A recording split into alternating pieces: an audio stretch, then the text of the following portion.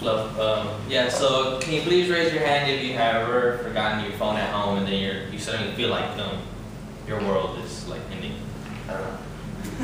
Okay, so yeah, so a lot of situations come up. Maybe you think that, oh, your boyfriend or girlfriend are gonna call you, you're not gonna know, or maybe there's an emergency and you won't know. But today I'm here to persuade you that to realize that how many negative effects technology actually has on you. By the end, I will also issue a challenge. So as I mentioned in my last speech, if you remember, technology has affected us in tremendous ways, in positive ways. Communication is faster and easier. You communicate with people across the world, and you can also be alert of what's happening around you, around the neighborhood, or around the world, like I said, and information is extremely accessible. But today I'm here to persuade you on how technology is bad. Well, it is bad, put it that way. So first of all, I will talk about how it's very distracting and what affects our work habits. Then I'll talk about how it affects our social skills and how we communicate with people.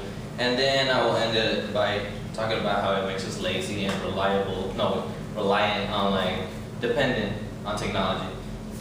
So first I will begin talking about how modern technology has affected our work habits. So based on what John Ireland and his article, The Effects on Modern Technology on Study Habits of Students, he said that although it's easier to access more information, it's also easier to become distracted from work when you're using technology.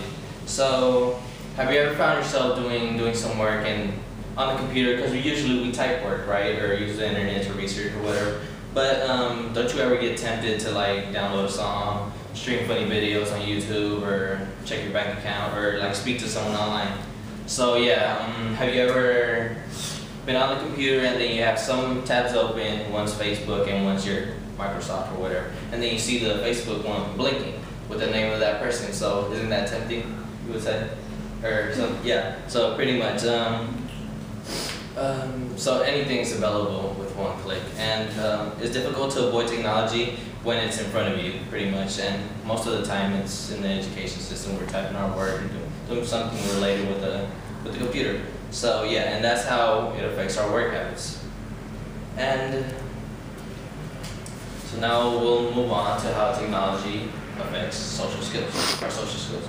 So we sit all day in front of a screen, interacting with idiots who just talk about nonsense. We lose reality of what's happening around the world. We speak about people in the social network, when instead we should be discussing our future.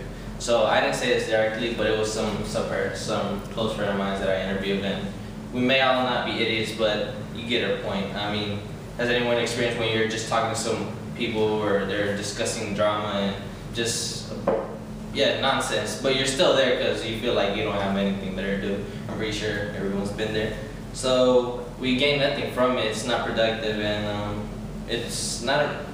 we just focus on other people's business when we could be doing something else. And instead of just instant messaging people, you could say, we could be physically interacting with them and gain some social skills. And yeah. So when you think about who technology affects, you usually think about kids from 5 and up, since they can already watch TV and stuff. But it actually affects everyone, and I'll tell you why. So the first 2 years of life are considered a critical time for the brain development. TV and other electronic media can get in the way of exploring, playing, and interacting with parents and others. This encourages learning and healthy physical and social.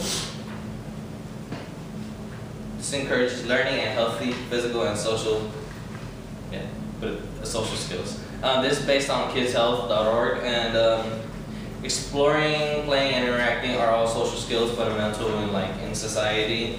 So unless you want to live in solitary confinement, or you want to hide in the basement or under your bed for your whole life, then yeah, get social. Explore, play, interact, and technology negatively affects us because we lose connectivity with other people.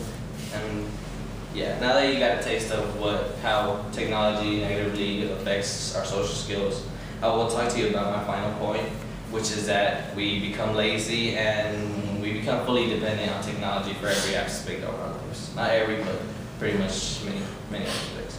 So based on the article called Is technology making us dumber? By Elder Robinson. He believes that we are becoming dumber, pretty much. By relying on a computer,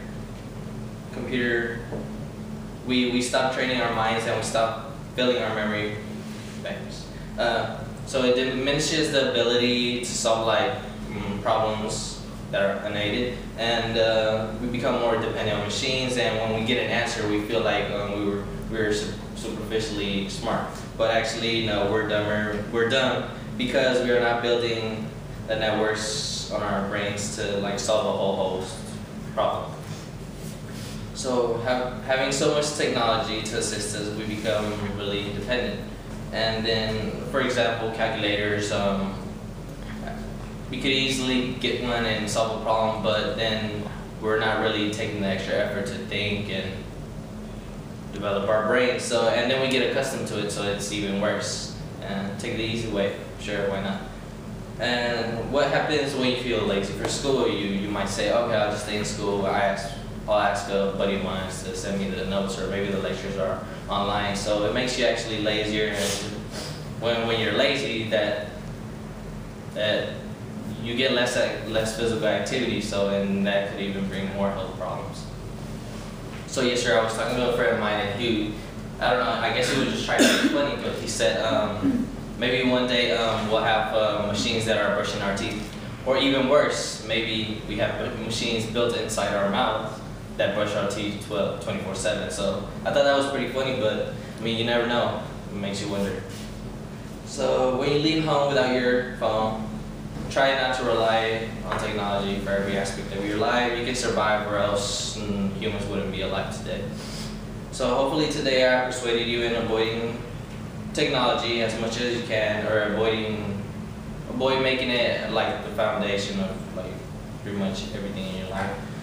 So yeah, instead of texting, get together with a friend and go for lunch. Be active, be socially active, and try when you're like, especially these last weeks of midterms and tests, try logging on through Facebook or just for a while. I mean, you could access your updates from a year ago, so I'm pretty sure they won't go away. The drama won't go away for sure. So give it a try. And also go to class. Don't be lazy. If you should take paper notes. I always do that. And yeah.